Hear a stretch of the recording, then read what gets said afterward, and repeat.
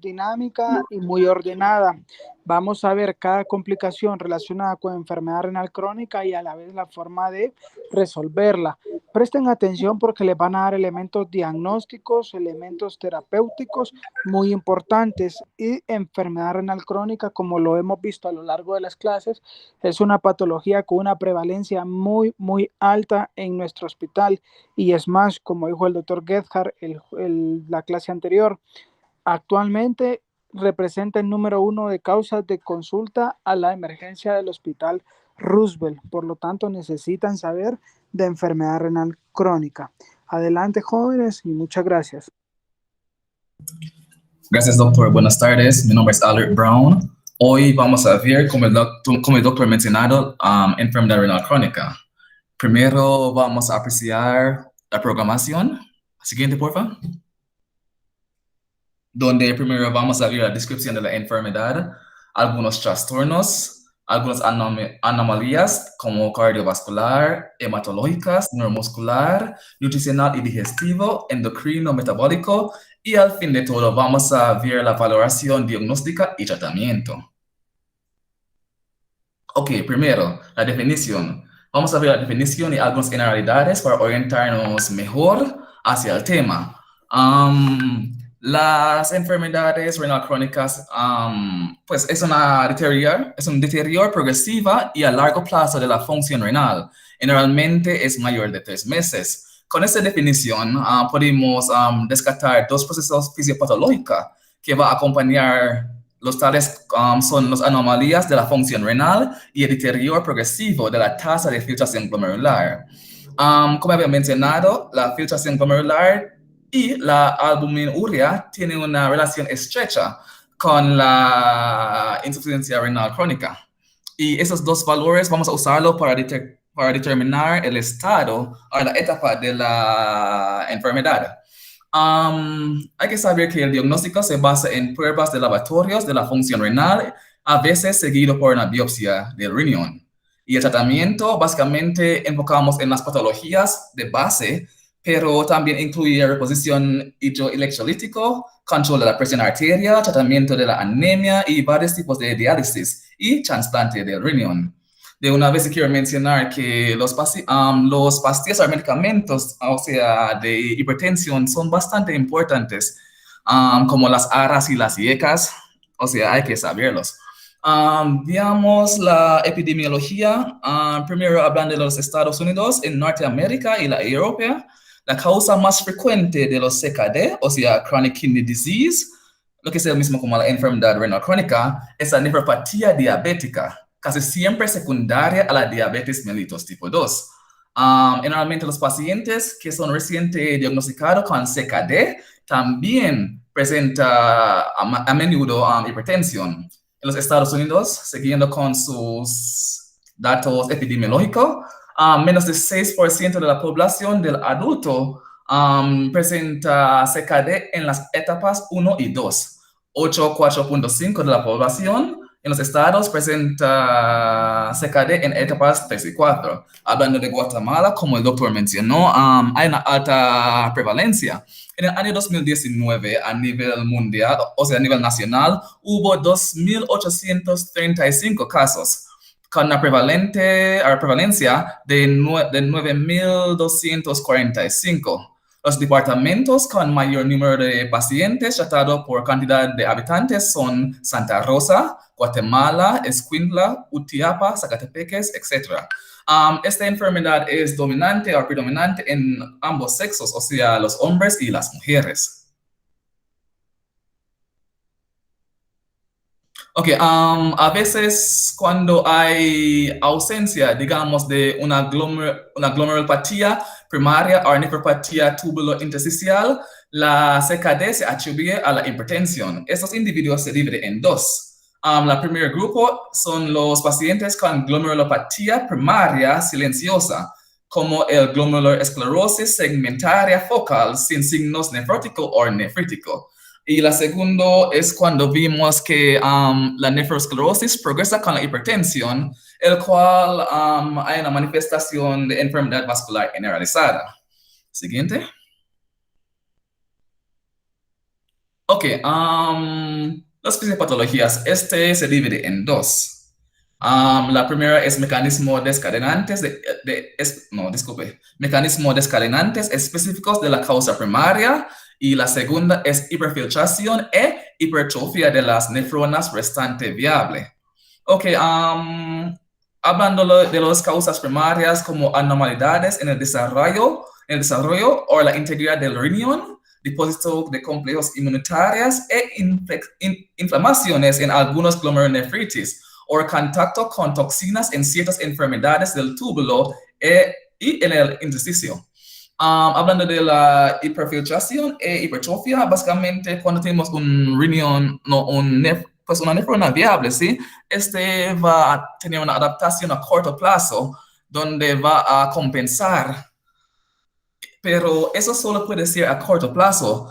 A largo plazo lo que va a pasar es que vamos a tener un aumento de presión y flujo en estas nefronas, que va a provocar una distorsión de las estructuras glomerulares y una disfunción del porecito y la alteración al fin de la barrera de filtración, que conduce a una esclerosis y deterioro de la nefrona restante.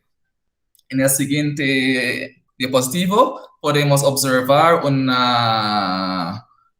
glomérulo normal al lado izquierdo y al lado derecho un glomérulo con hiperfiltración. Básicamente podemos observar que hay daño endotelial debido a la alta presión y el flujo, como había mencionado antes, el cual provoca una esclerosis. Y también podemos apreciar aquí, a nivel arteriolar, hay una hipertrofia. Ok, ya mencionamos las fisiopatologías, entonces tenemos que tener algunos factores o causantes y riesgos que va a provocar esta enfermedad. Principalmente, como había mencionado antes, el primero es el diabetes, o sea, la glomerulopatía diabética. Después tenemos glomerulonefritis y después, en tercer lugar hipertensión. Y al fin de todo, enfermedades con riñón poliquísticos autosómico dominantes, y vamos a ver que esta enfermedad tiene un aspecto hereditario. También hay otras nefropatías quísticas y tubículo intersticial, disculpe. Ok, hablando de los factores de riesgo. Pues el producto pequeño para peso natal, obesidad en la infancia, hipertensión, la diabetes, como había mencionado, enfermedad autoinmunitarias, la senectud, sedimento urinario anormal, ascendente africana, o sea, veamos, hay una detección de números aléicos del gen disculpe, que está en aumenta la frecuencia de los CKD no diabético. Ejemplo, vimos en el glomerulosclerosis segmentaria focal, y después los antecedentes familiares de nefropatías, como había mencionado antes, el riñón poliquístico autosómico dominante. Después tenemos factores como un episodio previo de lesión aguda renal, la proteína urea y trastornos estructurales de vías urinarias. Siguiente. Ok, primero hay que mencionar con respecto a la estratificación que hay 5 etapas. Y las cosas necesarias que vamos a usar para determinar la progresión de la enfermedad son la tasa de filtración glomerular y la albuminuria, como había mencionado antes. Ya sabemos que el máximo con respecto a la tasa de filtración glomerular es 120. La media de la disminución de este valor, 120, se observa en el tercer decenio de la vida, es de 1 ml por minuto. Y este va a alcanzar una cifra media de 70 ml por minuto a los 70 años de la vida. Con respecto a la albuminuria, este permite evaluar de manera seriada la lesión de la nefrona y respuesta de tratamiento en muchas formas de CKD, en particular en las glomerulopatías crónicas. Ojo, la albuminuria en términos general actúa como un marcador bien estudiado de detección sistemática de enfermedades microvasculares sistemáticas y disfunción endotelial.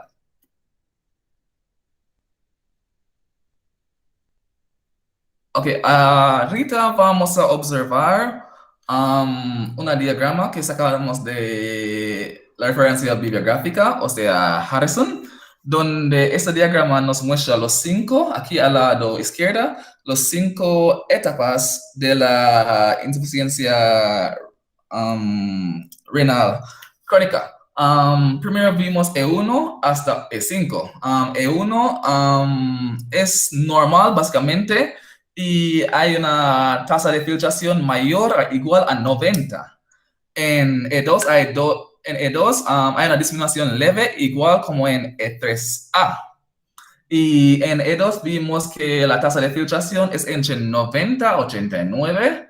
En E3A es entre 45 a 59.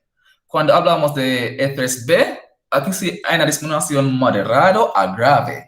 Y la tasa de filtración es entre 30 a 44. Y al fin de todo, la E4 y la E5, pues la E4 hay una disminución grave, lo que tiene un valor de 15 a 29, disculpe.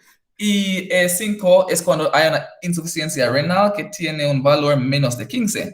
Usando este valor y también la albuminuria para ver cómo progresa la enfermedad, aquí vimos A1, A2 y A3 arriba al lado derecho. La A1, o sea, el estado de albuminuria 1 es normal cuando tiene un valor menos a 30. Entre 30 a 300 hay un aumento y ese es A2. Y A3 es mayor a 300. Aquí vamos a usar estos dos valores para ver cómo progresa. Si vamos a ver una intersección entre, digamos, A1 y E1, lo trazamos la línea y donde intersecta hay una caja verde. Eso dice que, ok, hay un buen pronóstico y todo y es normal.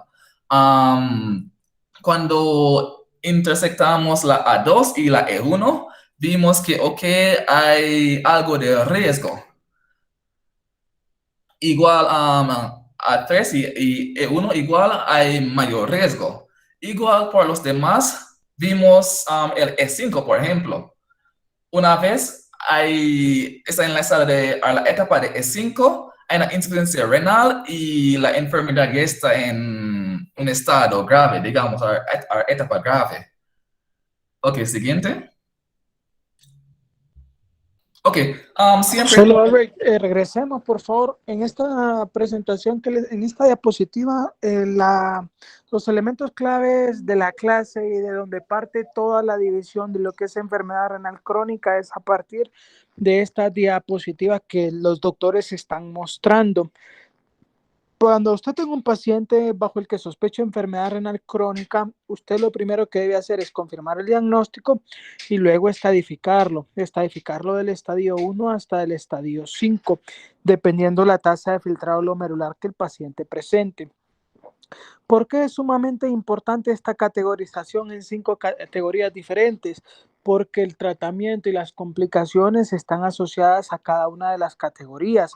Si usted tiene un paciente en categoría 1, usted deberá, como vamos a ir viendo, qué complicaciones puede presentar. Categoría 2, qué complicaciones se asocian y así sucesivamente cada categoría. Cuando hablen de enfermedad renal crónica necesitan conocer esta clasificación para poder entender lo que es enfermedad renal crónica. Entonces, como les dijo Albert, se divide en 5 categorías. La 1 es una categoría inicial y la 5 es una categoría de nefropatía terminal. ¿Cuál es su objetivo? Que si ustedes toman a un paciente en una categoría inicial, segunda, tercera, cuarta, evitar que progrese la nefropatía. ¿Cómo evitamos que progrese la nefropatía? Es lo que los doctores nos van a enseñar a partir de ahorita. Otro dato bien importante, ¿y por qué creen que sale en este cuadro la albuminuria? Bueno, cuando ustedes tienen un paciente con enfermedad renal crónica, recuerden que la estructura, como les mencionó, les presentó en la imagen Albrecht, pierde la estructura anatómica normal y fisiológica del riñón. Por lo tanto, el riñón pierde aquella capacidad que le caracteriza para repeler la pérdida de proteínas y empieza a perder proteínas, siendo la más significativa e importante la albúmina. Entonces, la albuminuria o traducido a albúmina en orina es el principal determinante de la progresión de enfermedad renal crónica. Si usted tiene un paciente en estadio 2, debe controlar esta albuminuria para evitar que pase a estadio 3.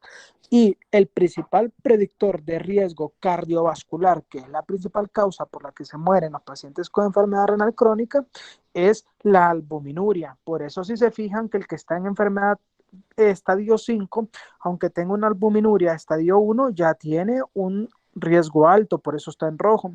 No digamos el que tiene una albuminuria con arriba de 300.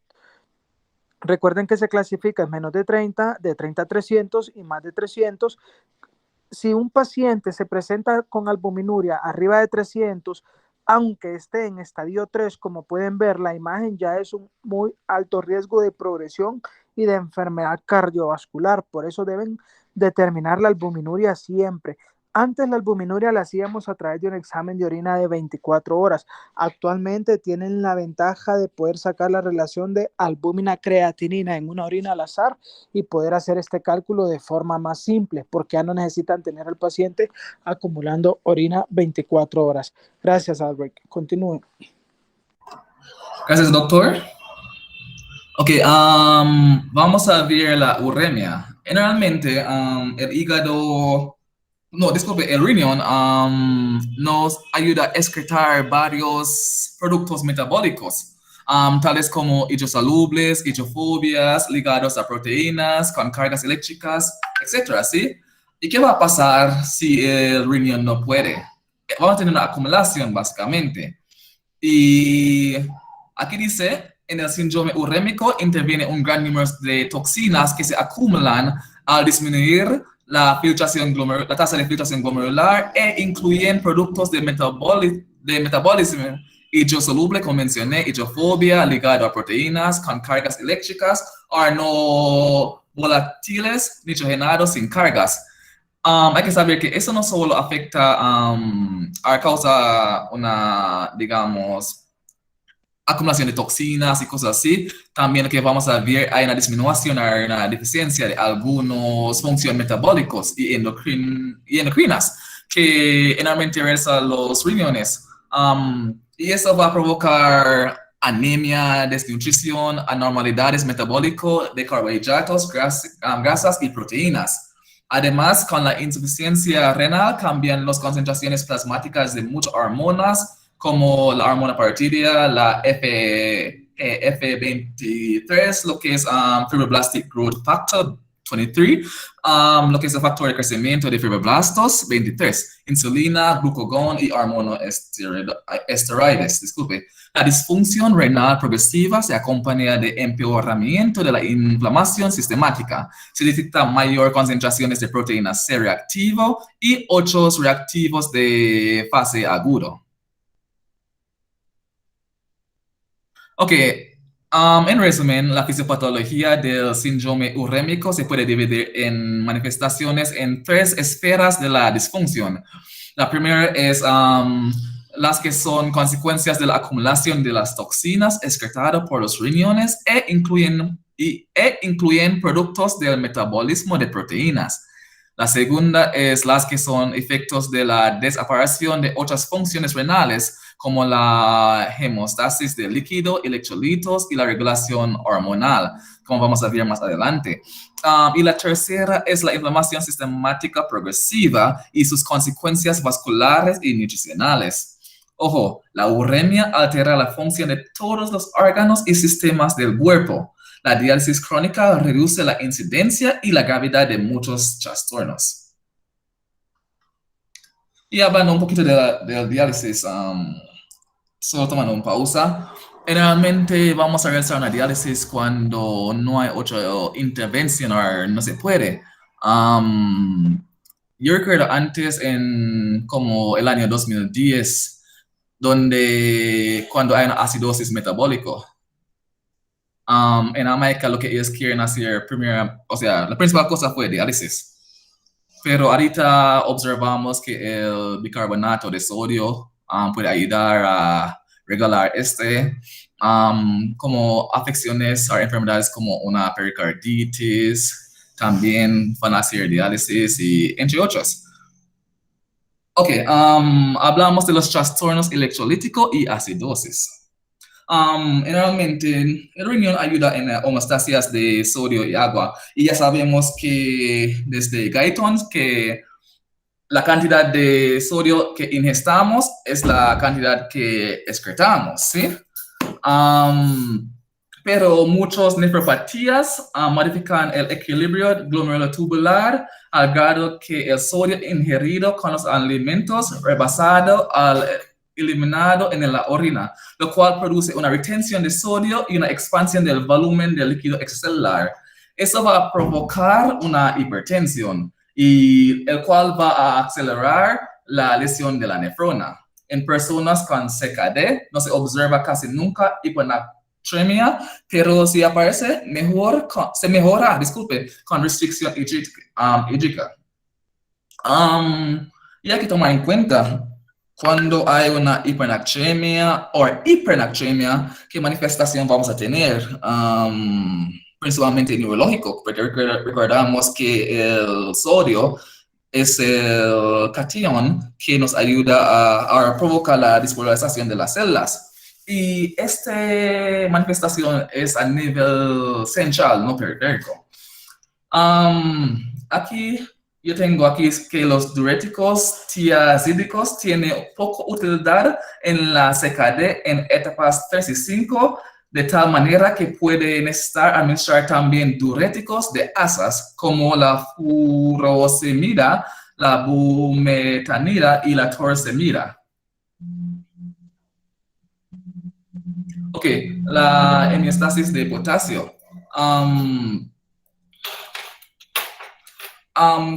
Generalmente cuando hay una reducción de la filtración glomerular, no siempre vamos a observar una reducción del potasio. Y la razón es por cuál hay dos mecanismos. Recuerda que tenemos secreción dependiente de aldosterona en la nefrona distal. También hay el túbulo digestivo, hay pues dice que otra defensa contra la retención de potasio en este paciente es la mayor secreción, gracias, de estas en el túbulo digestivo. Entonces, a pesar de estos dos factores de homeostasis, hay algunos factores que pueden provocar la hiperpotasemia, tales como mayor ingesta de potasio de alimentos, la hemólisis, la hemorragia y transfusión de eritrocitos almacenado y acidosis metabólico. También vimos que muchos fármacos inhiben la secreción renal de potasio y produce hiperpotasemia, tales como los inhibidores del RAS, la espironolactona y otros diuréticos como la amilorida, la eplerenona y la triaterona. Ok, la acidosis metabólico. Siempre cuando vamos a abarcar cada subtema, hay que pensar en la función renal, ¿sí?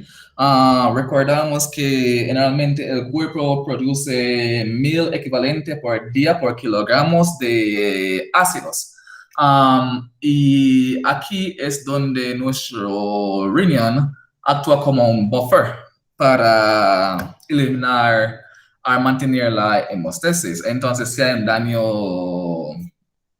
a nivel de la nefrona, entonces vamos a tener una acumulación de esos ácidos provocando una acidosis metabólico. Aquí tengo que es una alteración frecuente en los casos de CKD avanzada.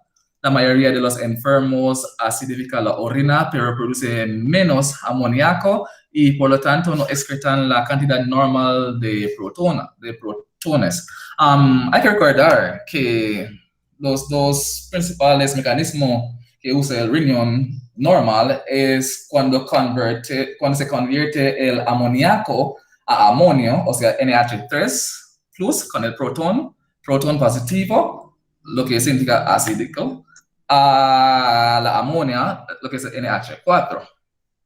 Ok, y lo otro es también con los fosfatos, cuando el riñón va a convertir el fosfato en ácido fosfórico. Entonces, eso generalmente son los dos métodos que usa el riñón. Entonces, si hay falla renal, esto no va a pasar, como está mencionando aquí. Dice que, por lo tanto, no excreta la cantidad normal de protones. En este caso de hiperpotasemia, disminuye aún más la producción de amoníaco. La combinación de hiperpotasemia y acidosis metabólico hiperclorémico es común, incluso en fases más tempranas, como en fase 1 y 3, en individuos con nefropatía diabética o en aquellos con enfermedades tubulointersticiales. Al empeorar la función renal, la excreción urinaria total neta del ácido se limita a 30 a 40 mm, y en esta situación, algunos aniones de los ácidos orgánicos retenidos pueden producir acidosis metabólico con el desequilibrio aniónico. Se aparece en las primeras etapas de la CKD. Ojo, en muchos enfermos, la acidosis metabólico es leve. El pH rara vez es menos de 7.2, 7.32 y se lo corrige a menudo, como había mencionado antes, con complementos orales de bicarbonato de sodio. Siguiente. Gracias. Vamos a ver algunos otros tratamientos que podemos aplicar. Ese es con base de los trastornos líquidos, electrolítico y ácido básicos. Ok, la primera es la restricción de sal en alimentos y el empleo de diuréticos de asas, a veces en combinación con metolazona.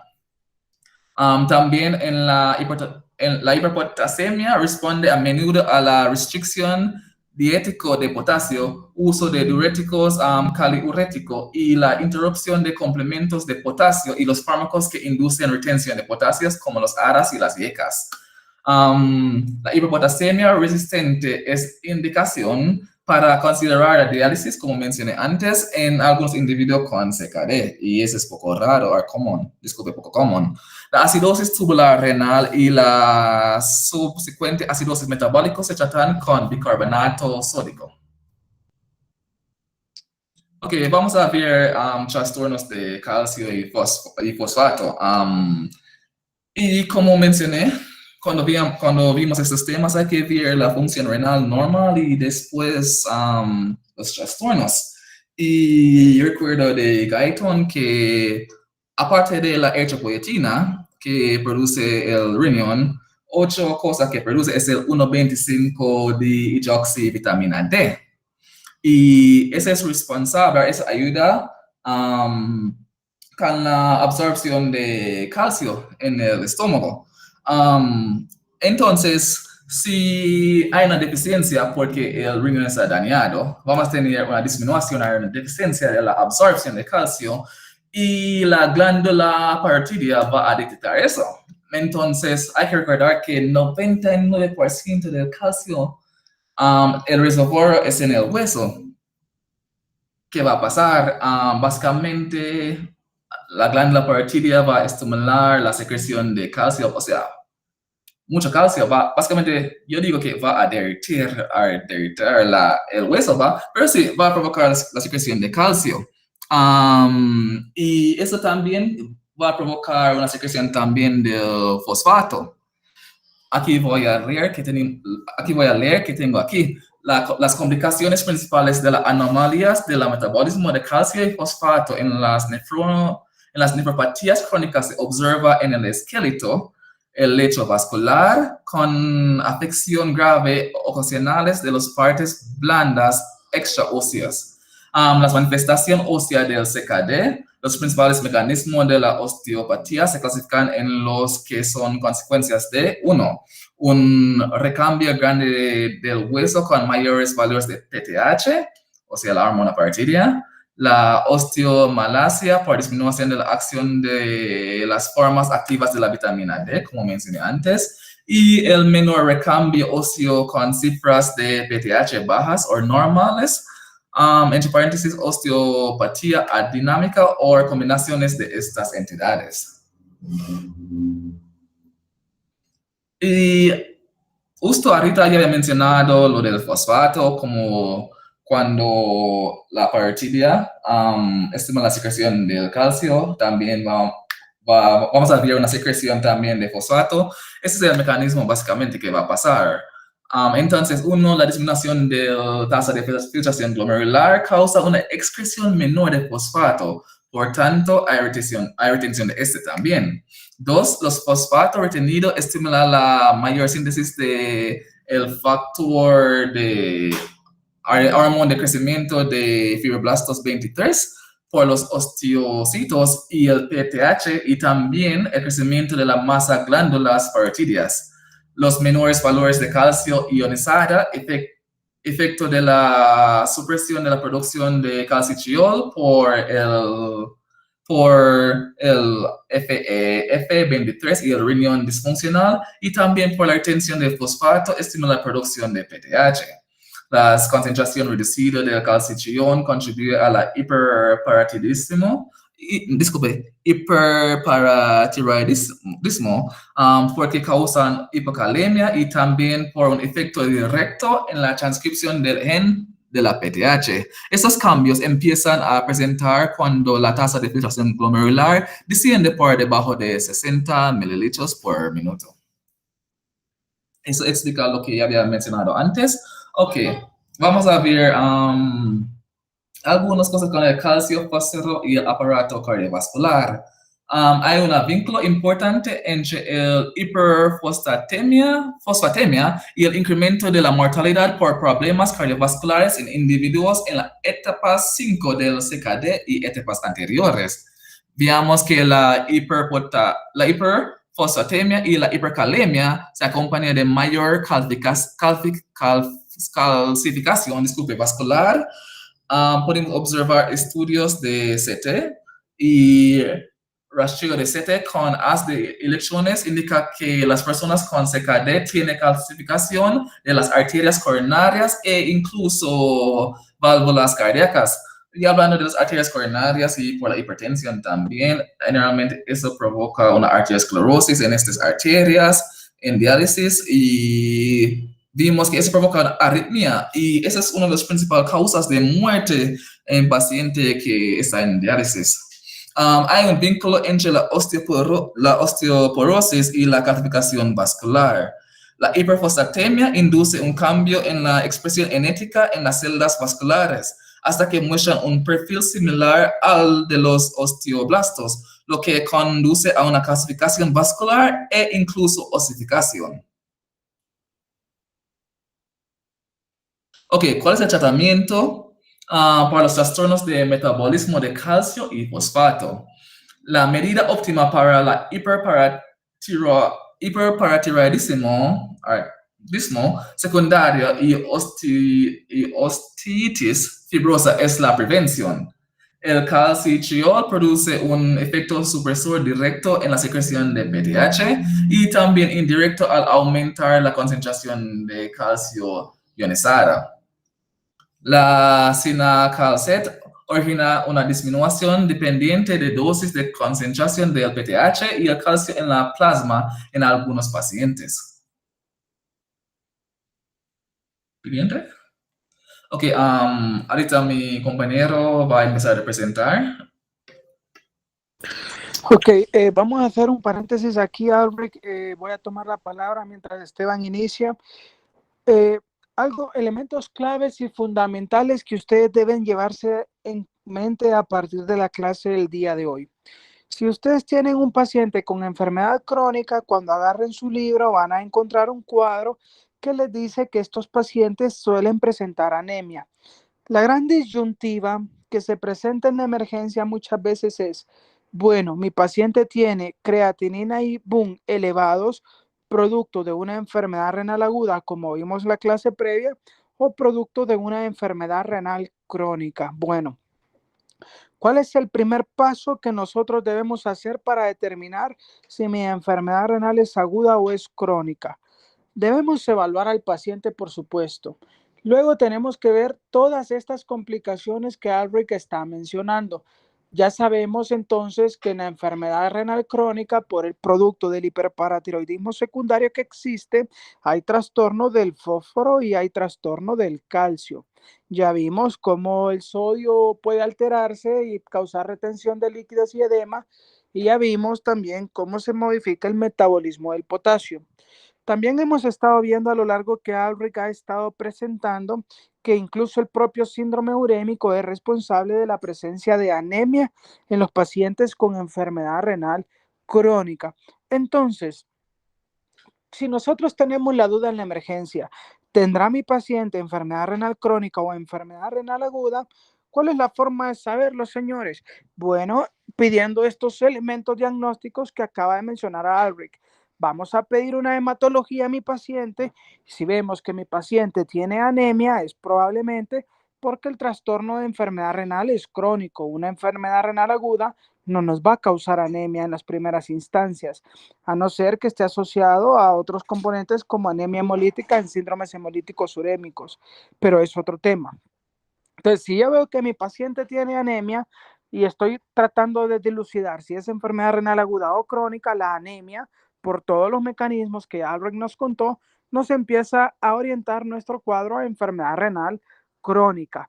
Nunca van a ver a un paciente que esté por arriba del estadio 3A, es decir, que sea estadio 3A, 3B, 4 o 5, sin anemia, porque el trastorno hematológico se produce e inicia a producirse a partir del estadio 3A. Entonces, 1 y 2 sí pueden encontrarlo sin anemia, pero una vez que entra al estadio 3A, se presenta anemia. Entonces, va a ser difícil encontrar a un paciente sin anemia a partir del estadio 3A. Cuando revisen el libro van a encontrar diferentes mecanismos por los cuales hay disminución por lo cual hay anemia. Primero, porque hay destrucción acelerada de los eritrocitos. Segundo, porque recuerden que el principal factor precursor de eritrocitos es la eritropoyetina, misma que se produce en las células yuxtaglomerulares del riñón. Y si tenemos un riñón que ya está enfermo, no es capaz de producir esta eritropoyetina y formarnos elementos de eritrocitos. Por esas y otras causas hay anemia. Hay más de 10 causas que ustedes pueden encontrar de por qué se da anemia. Esas dos son las principales. Segundo, hay un hiperparatiroidismo. Recordemos que la 1,25-dihidroxivitamina D o colecalciferol, que es la forma activa de la vitamina D, se produce también en el riñón. Si tenemos un riñón enfermo, no produce esta vitamina D. Recordemos que la vitamina D favorece la absorción de calcio a nivel intestinal y recordemos que el calcio la inhibe o estimula la producción de paratormona. Si tenemos deficiencia de 1,25 de hidroxivitamina D porque mi riñón no la está produciendo, no vamos a tener un calcio normal, lo vamos a tener bajo y esto va a inducir el aumento en la producción de la paratormona, que a la vez me va a elevar el fósforo, va a bajar el calcio, va a bajar los niveles de vitamina D y por lo tanto, jóvenes, tenemos que pedir fósforo y calcio en un paciente que queramos dilucidar si la enfermedad es aguda o es crónica. Entonces, si piden hematología y está anémico, ya les va dando un indicio de que es crónico y no agudo. Si ven que tiene trastorno del fósforo y del calcio, ya les confirma todavía más que la etiología probable es crónica y no aguda.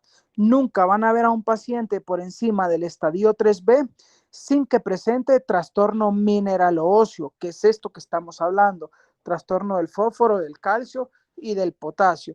No van a ver nunca un paciente arriba del estadio 3B que no tenga trastorno mineralo-óseo. ¿De acuerdo? Luego, si nosotros queremos corregir eso, lo que tenemos que hacer es ir a evaluar la PTH. Si está en un estadio 3, lo normal que esperaríamos es que mi PTH esté entre 35 a 70. Si mi enfermo renal está en un estadio 4, yo esperaría que mi PTH esté entre 70 y 110. Y si está en estadio 5, yo todavía esperaría que mi PTH esté hasta 300. Si sobrepasa el valor de 300, yo debo iniciar tratamiento. ¿Qué voy a iniciar? Como sé que tengo una hiperfosfatemia e una hipocalcemia, voy a empezar a dar fármacos que me permitan reducir los valores de fósforo o quelantes del fósforo. Sevelamer es una opción, el carbonato de calcio, como los TUMS, que van a ver ustedes, la mayoría de los pacientes en el Roosevelt usan TUMS cuando tienen este trastorno, y en el Roosevelt también tenemos lactato cálcico. ¿Por qué? Porque queremos reducir el nivel de fósforo que ya está elevado por el hiperparatiroidismo secundario que estamos hablando. Si luego de esto no ha mejorado y la PTH sigue superior al objetivo, tenemos lo que decía el doctor Albrecht, la opción de dar, si mi vitamina D está abajo de 30, yo puedo dar calciferol, ergocalciferol o 25 hidroxivitamina D, ¿verdad? O incluso puedo usar el análogo que es el 1,25 hidroxivitamina D, que es lo que les estoy hablando y lo que les mencionó Albrecht, el calcitriol. Entonces, si tenemos PTH arriba de 300, en estadio 5 den calcitriol. Con estas dos medidas, ustedes deben empezar a valorar una reducción de la paratormona, una normalización del fósforo y un aumento del calcio. Si con esto no lo logran, también existe el Cinacalcet, jóvenes, que es un agonista de los receptores paratiroideos que detectan el calcio de lo que estamos hablando. Entonces, esta es la forma en que debe manejar a un enfermo renal crónico. ¿Cuál es el concepto clave que se deben llevar acá? Que existe estadios a partir de los cuales vamos a ver trastornos hematológicos por las causas ya mencionadas. Existen estadios específicos a partir de los cuales vamos a ver trastornos mineralo-óseos por todo lo que hemos estado platicando y la forma de tratarla es lo que hablamos. Si tienen un enfermo renal crónico que ya está por arriba del estadio 3A y tiene anemia, y ya sabemos que una de las causas de la anemia es porque no se está produciendo eritropoyetina, ¿qué tenemos que hacer? Dar sustitutos de eritropoyetina o dar la eritropoyetina de forma subcutánea. ¿Cuál es la dosis? Ustedes van a ver que en el Hospital Roosevelt usamos eritropoyetina de forma indiscriminada a 2.000 unidades a la semana, porque es lo que el hospital nos da.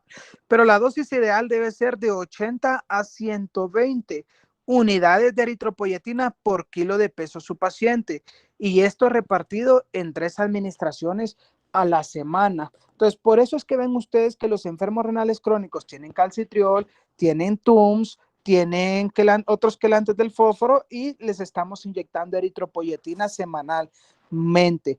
Cada uno de ustedes que tenga un paciente enfermo renal crónico en su servicio, vayan a revisar los fármacos que se le están dando y van a darse cuenta de esto, y esto es la razón.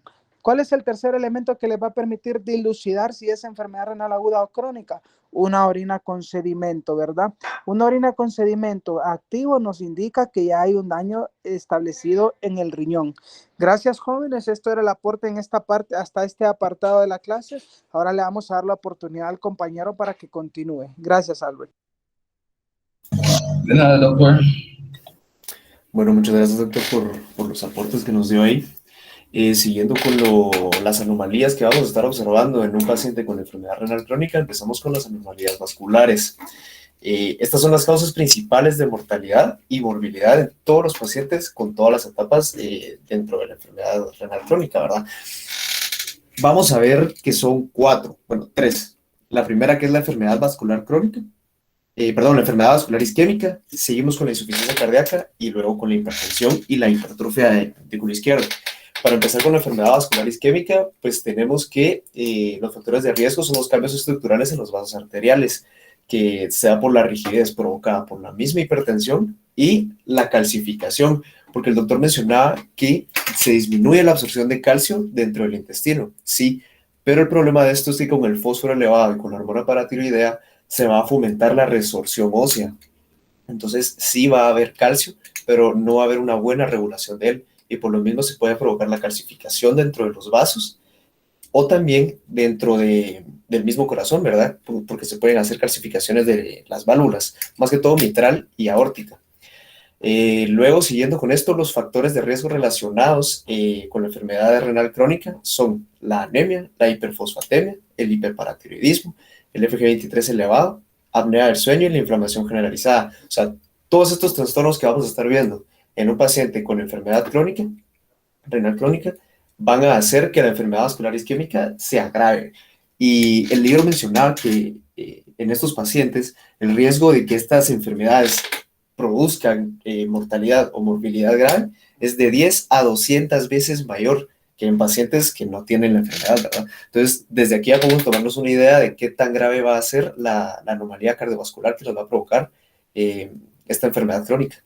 Es interesante ver también que la mayoría de los que se mueren, ¿verdad?, por esta enfermedad, por causas cardiovasculares, son más que todo por insuficiencia cardíaca y por muerte súbita, no tanto por alguna enfermedad vascular isquémica como un infarto. Y también puede que haya incremento de la troponina cardíaca sin datos de isquemia aguda. Esto lo mencionaba el libro y pues hay que tener cuidado, ¿verdad? Porque si le hacemos exámenes de troponina a un paciente y nos salen elevadas, yo creo que sí hay que guiarnos más que todo por la clínica del paciente. Si no tiene signos o síntomas, ¿verdad? De un infarto, podemos pensar en esto, ¿verdad? En que es normal. Bueno, pues no es normal, sino que se puede ver un incremento de la troponina sin que en realidad haya una isquemia. Siguiendo con las anomalías cardiovasculares, la siguiente es la insuficiencia cardíaca, ¿verdad? Que esta es mayormente producida por las anormalidades de la isquemia, del miocardio, la hipertrofia ventricular, la disfunción diastólica, la miocardiopatía franca, junto a la retención de sodio y agua, ¿verdad? Por eso se mencionaba que el riesgo es de 10 a 200 veces mayor, porque estos pacientes no pueden filtrar o regular adecuadamente el sodio y el agua, ¿verdad? Entonces esto va a hacer que el riesgo sea aún mayor junto a alguno de las enfermedades que se mencionan ahí. Y otro signo que vamos a ver dentro de la insuficiencia cardíaca es un edema pulmonar. Y mencionaba que es un edema pulmonar de baja presión que produce falta de aire y edema alveolar, que se puede ver en una radiografía de tórax como ala de murciélago, que es la imagen que está ahí a la par, que se puede observar un edema, ¿verdad? Con esa figura como que si fueran de alas de murciélago. Y siguiendo con la hipertensión y la hipertrofia ventricular izquierda, pues estas de las complicaciones más frecuentes, ¿verdad? Que se van a ver en estos pacientes. La mayoría van a presentar una hipertrofia ventricular y la hipertensión que casi que es clara en todos. Y siguiendo con los factores más importantes de riesgo y las complicaciones, que es la hipertensión sostenida y la sobrecarga del volumen. Este es el volumen. Ahí. Bueno, pues es el volumen extracelular, ya me acordé, es el volumen extracelular si está sostenido. Esto se da por la retención de sodio, ¿sí? Por eso se le dice al paciente que tiene que disminuir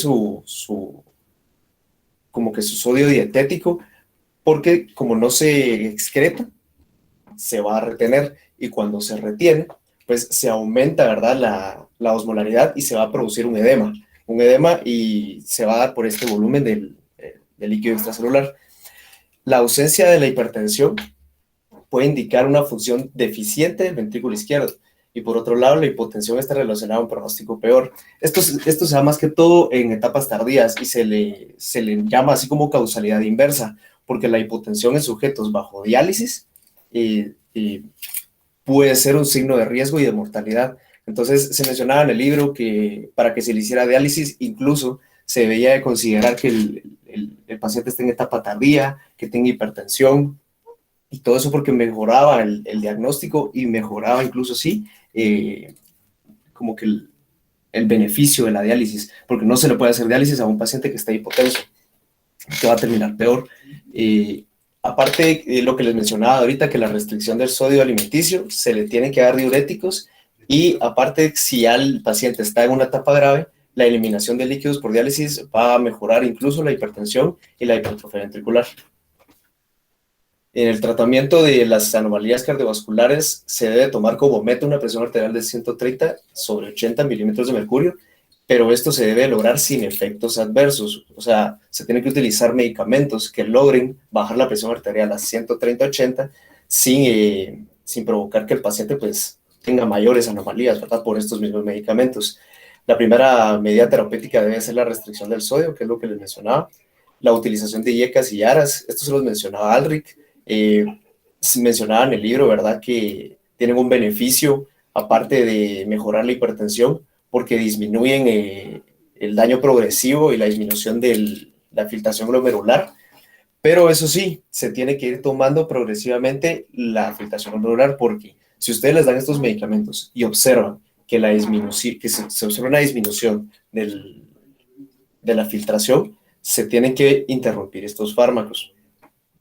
Se puede utilizar un YECA o un ARA2 combinado con los caliuréticos, como es la furosemida o la metaroxona. Esto para evitar la hiperpotasemia, porque creo que lo mencionaba Alric, que la mayoría de diuréticos, como los tiacídicos, son ahorradores de potasio, y no se puede dar un ahorrador de potasio en un paciente con enfermedad renal crónica porque va a provocar una hiperpotasemia. Entonces, lo que se pretende aquí es aumentar la filtración, aumentar la excreta de potasio, pero manteniendo la diuresis, ¿verdad? Con la furosemida.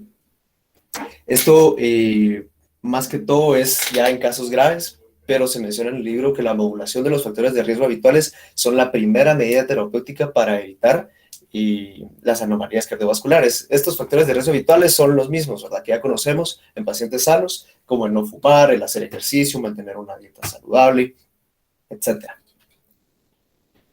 Para pasar a las anomalías hematológicas, les puse esta gráfica aquí para recordar un poco de cómo era la producción y la maduración de los eritrocitos. Empezamos por el riñón, ¿verdad? Que la hipoxia venosa en el riñón, en la nefrona, más que todo en las células yuxtaglomerulares, van a producir un aumento de la eritropoyetina, ¿verdad? Este es el estímulo para que se produzca eritropoyetina. Y esta eritropoyetina va a ser el estímulo de la eritropoiesis para que los eritrocitos crezcan, maduren y sean enviados, ¿verdad?, como útiles hacia el cuerpo humano. Pero para esto necesitan la vitamina B12, el ácido fólico y el rielo como cofactores para producir eritrocitos que sí sean viables, ¿verdad?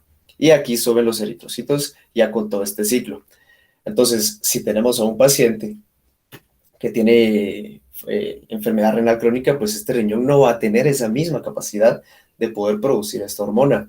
Entonces, lo que mencionaba el doctor es que se observa desde la etapa 3, pero es un signo casi constante en todos los pacientes que ya se encuentran en la etapa 4. Esto debido al daño ya progresivo del riñón, ¿verdad?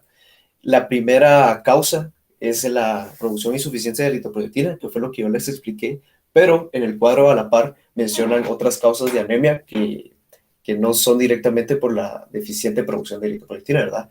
Como el acortamiento de la vida de los eritrocitos por el síndrome urémico, la diátesis hemorrágica, puede haber ferropenia, ¿verdad? Por una absorción deficiente de los alimentos. Estos son los cofactores que les mencionaba, ¿verdad? También la deficiencia del ácido fólico y la vitamina B12. El estado proinflamatorio también puede afectar en los eritrocitos y en la producción de los mismos. Entonces, por lo mismo, también puede provocar anemia. Pueden haber hemoglobinopatías o enfermedades coexistentes, ¿verdad? Como el embarazo, que no es una enfermedad en sí, pero sí es un estado que puede provocar anemia, enfermedad por VIH, enfermedad autoinmunitaria y otros tipos de fármacos. Cuando ustedes vayan a diagnosticar un paciente con anemia, la mayoría de estos pacientes con enfermedad renal crónica van a presentar fatiga, angina de pecho, insuficiencia cardíaca, embotellamiento de las funciones psíquicas y disminución de las defensas en contra de las infecciones. Entonces, sí puede que la anemia indique que el paciente ya se encuentra en un estado grave y delicado. El tratamiento de la anemia normalmente se debe de empezar no con los estimulantes eritropoyéticos ni la eritropoyetina, sino que se debe empezar corrigiendo alguna deficiencia de hierro o corrigiendo la deficiencia de ácido fólico y vitamina B12.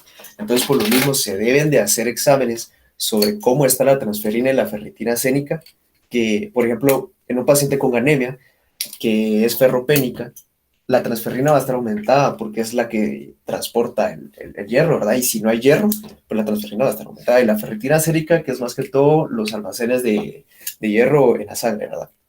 En los eritrocitos.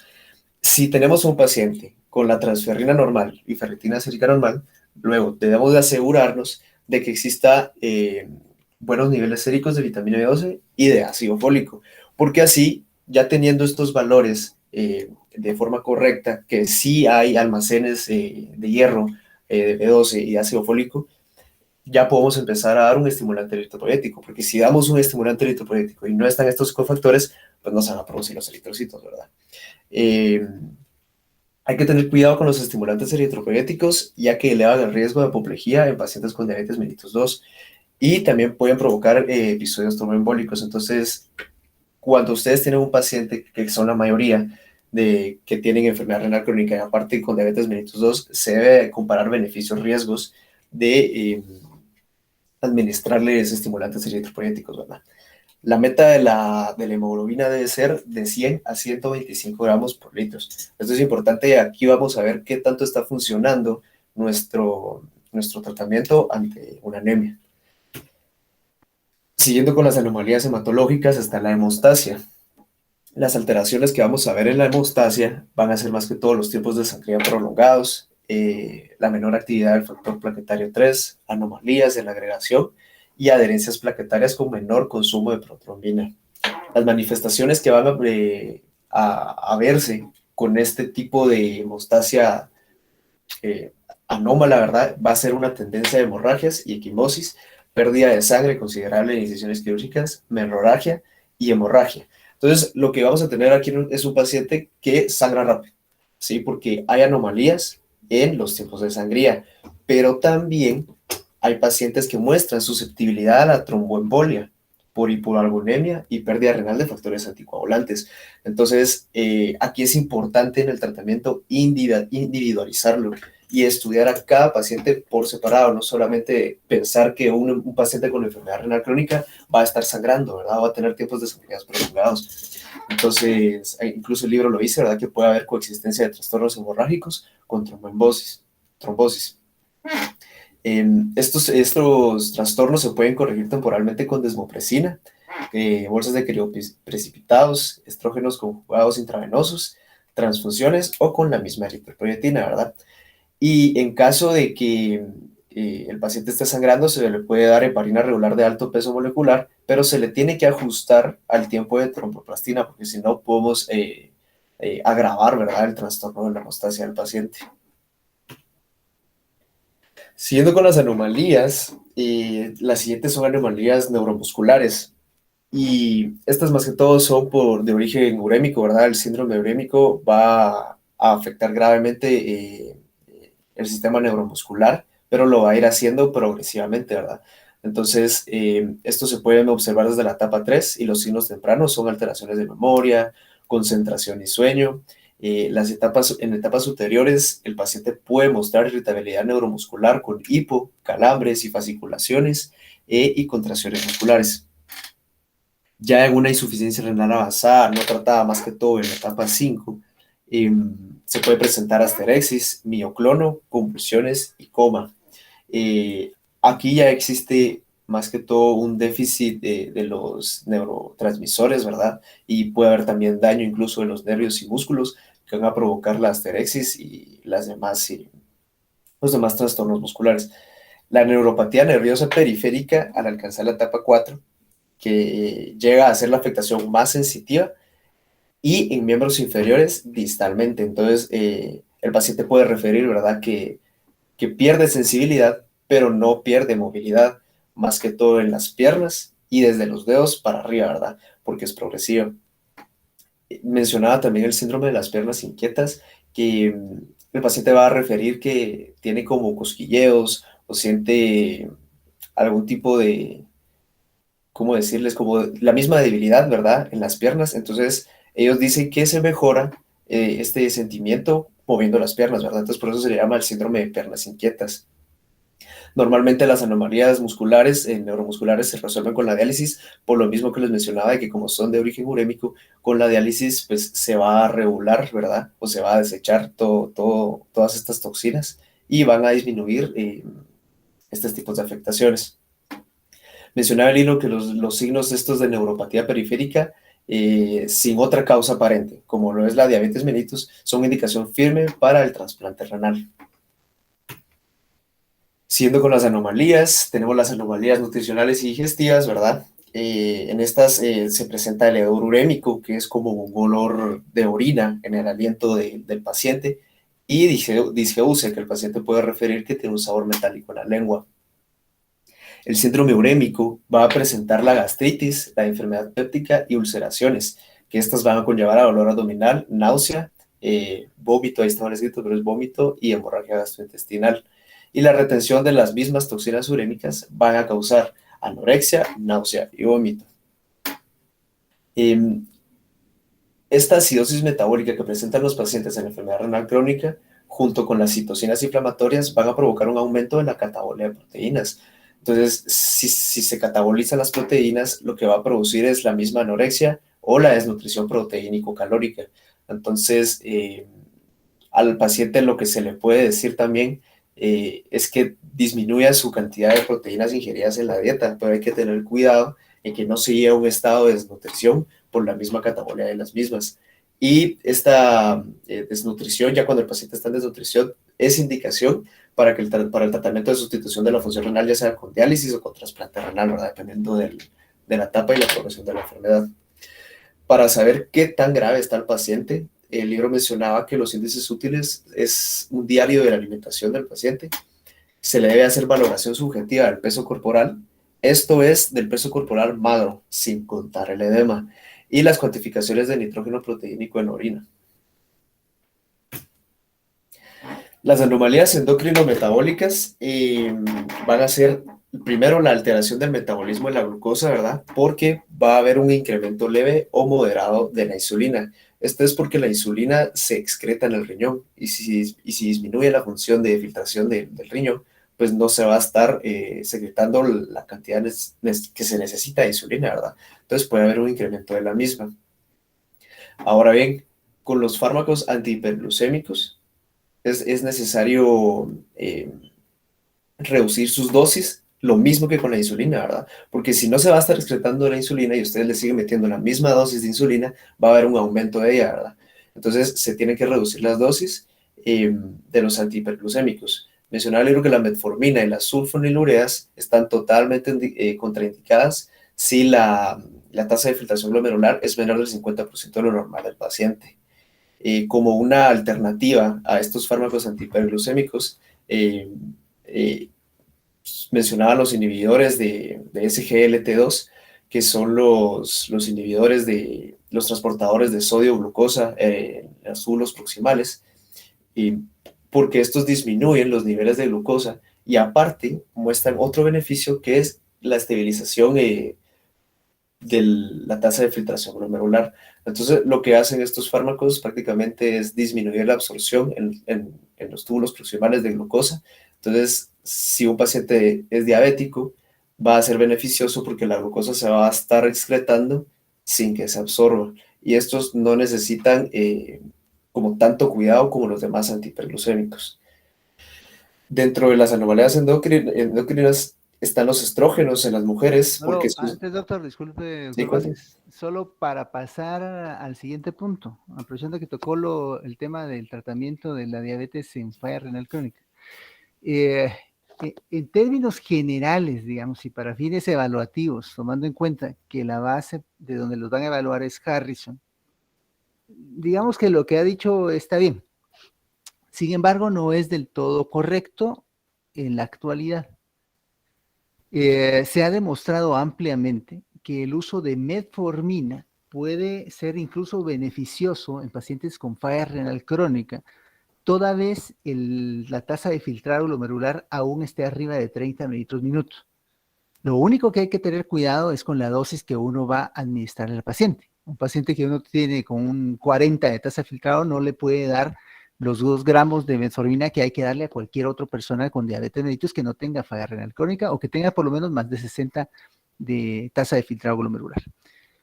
Con las sulfonilureas también hay algunos detalles. Digamos, el problema con sulfonilureas es que su perfil de seguridad y eficacia para mantener glucosa controlada no es el más fácilmente monitoreable en el contexto de falla renal crónica. Y la extensión de la vida media de las sulfonilureas en pacientes con falla renal, ahí sí se va extendiendo de forma paulatina conforme la tasa de filtrado glomerular se reduce, y uno debería ser muy cauteloso con el uso de esos medicamentos en el contexto de falla renal crónica.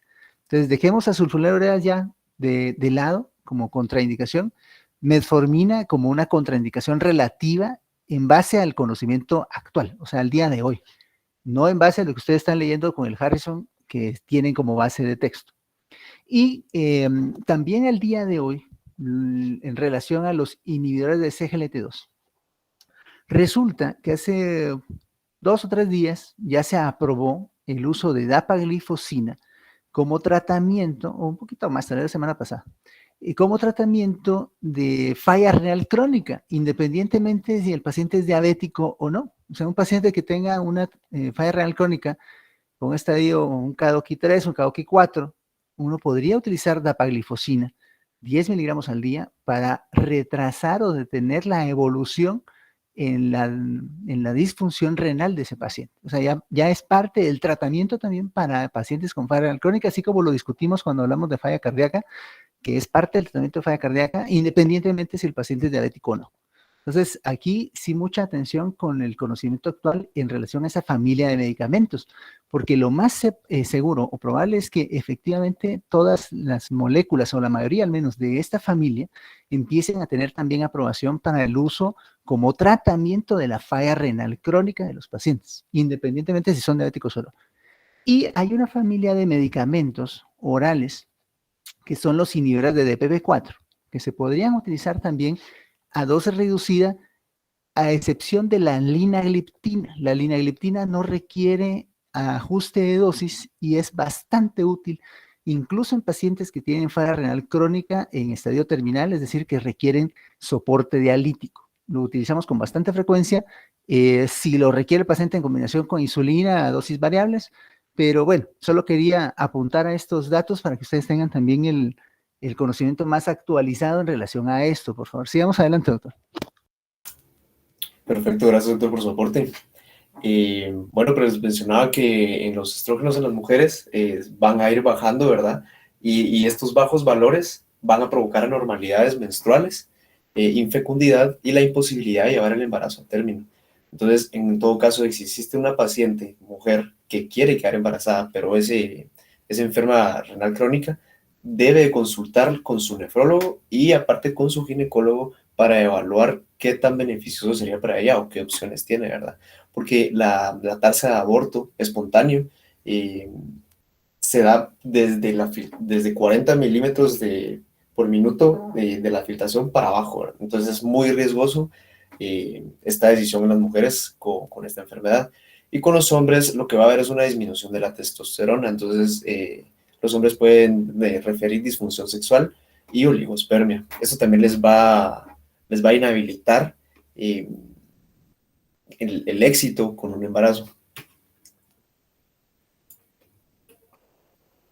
Bueno, ya para entrar en la recta final, con la valoración diagnóstica, pues ya vimos, ¿verdad?, que esta enfermedad no es nada fácil.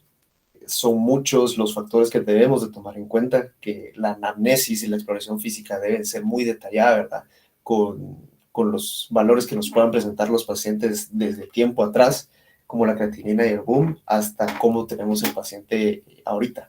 Entonces, la exploración se debe centrar más que todo en la presión alta y en qué tanto daño ya hay en los órganos terminales por la misma hipertensión. Dentro de los antecedentes que debemos preguntarle al paciente y que debemos nosotros de registrar, se los puse aquí en este esquema para que sean más fáciles de organizar, ¿verdad? Que los antecedentes patológicos que debemos de tomar en cuenta puede ser la hipertensión, que puede ser como una enfermedad primaria o secundaria a la enfermedad renal crónica. Aparte de la diabetes, lo mismo que con la hipertensión, y anomalías de químicas de la orina de tiempo atrás, como los que podemos ver ahorita. Aparte de preeclampsias y abortos en las mujeres.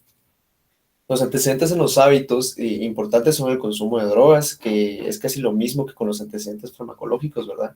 Que se describe en nefrotoxicidad en los AINES, en los inhibidores de COX-2, en antibióticos quimioterapéuticos, antirretrovirales, inhibidores de bomba de protones, laxantes con fosfato y con el litio.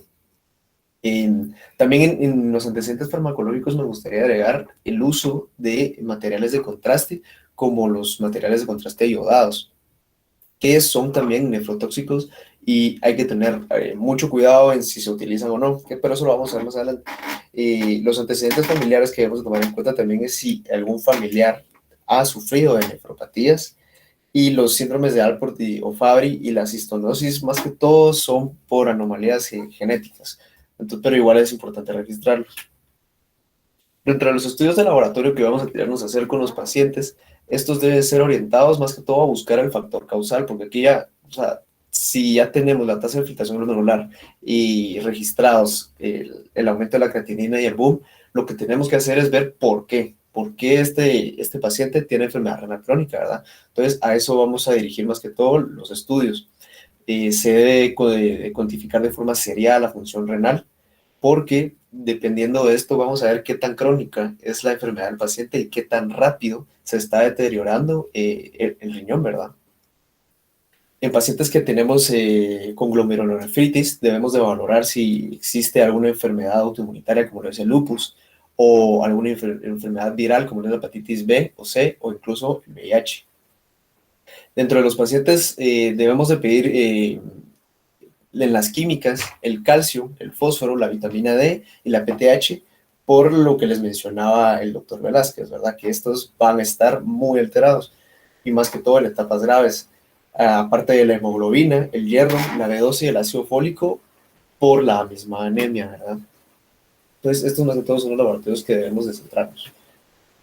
Dentro de los estudios de imagen que tenemos, el estudio más útil es el ultrasonido, ¿verdad? Donde vamos a evaluar la existencia de los dos riñones, la simetría de los mismos, el tamaño, que en el tamaño es importante registrar que un paciente con enfermedad renal crónica grave, el tamaño del riñón va a estar disminuido por la lesión, pero si está aumentado el tamaño del riñón, esto nos puede indicar que hay un trastorno agudo o subagudo que nos esté afectando incluso todavía más el riñón, ¿verdad? También se deben de observar si hay tumoraciones o obstrucciones dentro del riñón que nos estén provocando la enfermedad o la progresión de la enfermedad. Aquí está lo que les mencionaba de que se deben de evitar métodos de imagen con medios de contraste, ¿verdad? Como el contraste iodado. Hay pacientes en los cuales es inevitable no utilizarlos, que se requiere más que todo en TACs, ¿verdad? Pero si se deben de utilizar los medios de contraste, el libro mencionaba que lo que se debe hacer es evitar la hipovolemia, usar dosis mínimas de los materiales de contraste y utilizar los materiales de contraste que tengan menor capacidad nefrotóxica. Mencionaba el libro que cuando se va a hacer un examen con material de contraste en un enfermo renal crónico, que se deben de aumentar los líquidos que se le van a dar desde 1 hora antes al estudio de imagen y se deben de seguir todavía por 6 a 9 horas más para favorecer a la excreción del material de contraste. Siguiendo con el diagnóstico está la biopsia renal. La técnica preferida de biopsia renal es la de la percutánea guiada por ecografía, que es la que yo les grafico aquí con la imagen de la derecha, ¿verdad? Y esta biopsia para la biopsia se debe considerar un ciclo breve de hemodiálisis sin heparina. ¿Por qué? Porque hay muchas contraindicaciones de la biopsia, ¿verdad? Por ejemplo, si hay un riñón pequeño, el riñón es más probable que sangre, ¿verdad? Y también si hay hipertensión no controlada, infección de vías urinarias, diabetes hemorrágica, obesidad patológica o tiempos de sangría prolongado. Entonces, todos estos se podrían corregir un poco con la hemodiálisis, pero no se debe usar heparina porque si se utiliza heparina y luego se hace la biopsia renal, puede aumentarse el riesgo de que exista una hemorragia post-biopsia renal, ¿verdad? La biopsia se debe utilizar como último recurso, ¿verdad? Falta un diagnóstico clínico para identificar la causa, porque es invasivo y con el estado del riñón es muy peligroso que se tiren a hacer una biopsia solo porque sí, ¿verdad? Solo para verificar el diagnóstico, no, sino que se debe utilizar como último método. Ya con el tratamiento, lo que les mencionaba, ¿verdad? Que se debe de ir midiendo de forma seriada y ir graficando la rapidez de disminución de la filtración glomerular porque nos va a ayudar a qué tan bien estamos llevando a este paciente con su tratamiento. Van a haber trastornos agudos o subagudos que debemos de tratar también porque van a aumentar el daño del riñón, como lo es el agotamiento del volumen extracelular de líquidos, la hipertensión no controlada, la infección de vía urinaria, uropatías obstructivas recientes, exposición a sustancias nefrotóxicas, la reactivación o la exacerbación de la enfermedad original que nos provocó la enfermedad renal crónica, o bien lupus o vasculitis. Los objetivos del tratamiento deben de ser estos 4: la disminución de la progresión de la lesión, ajuste de fármacos que ya tenía el paciente antes, y la preparación del trasplante renal, y por último, la educación del paciente.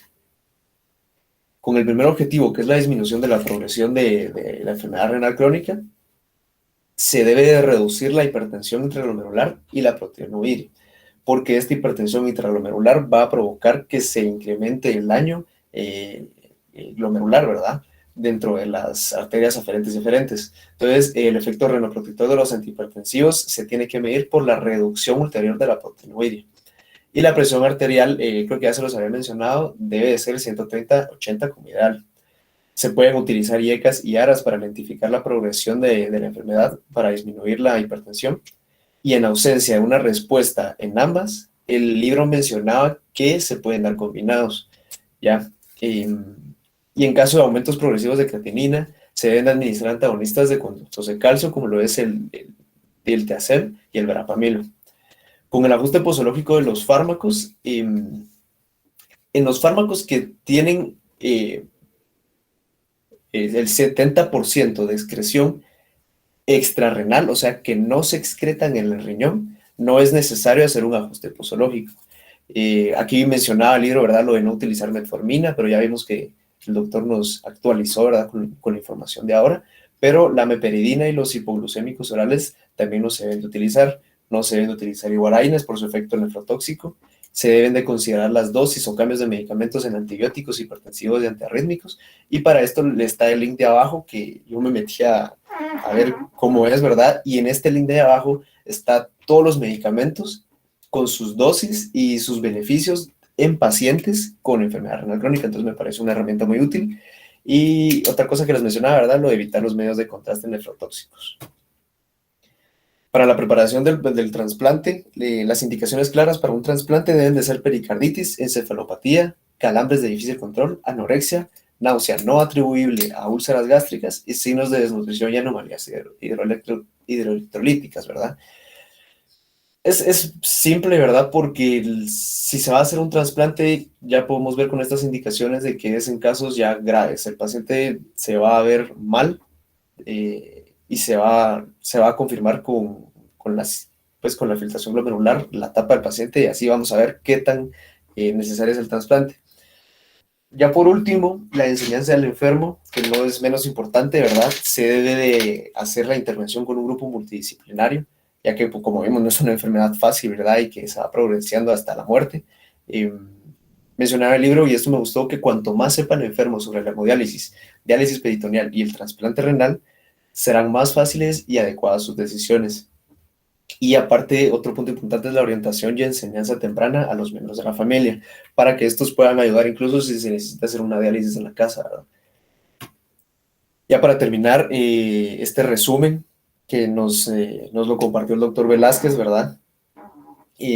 Menciona, o pues grafica muy bien cómo se debe de ir manejando el tratamiento de un paciente con enfermedad renal crónica según la tasa de filtración glomerular, ¿verdad? En donde desde esta línea para abajo están los cuidados con farmacoterapia para preservar el funcionamiento renal.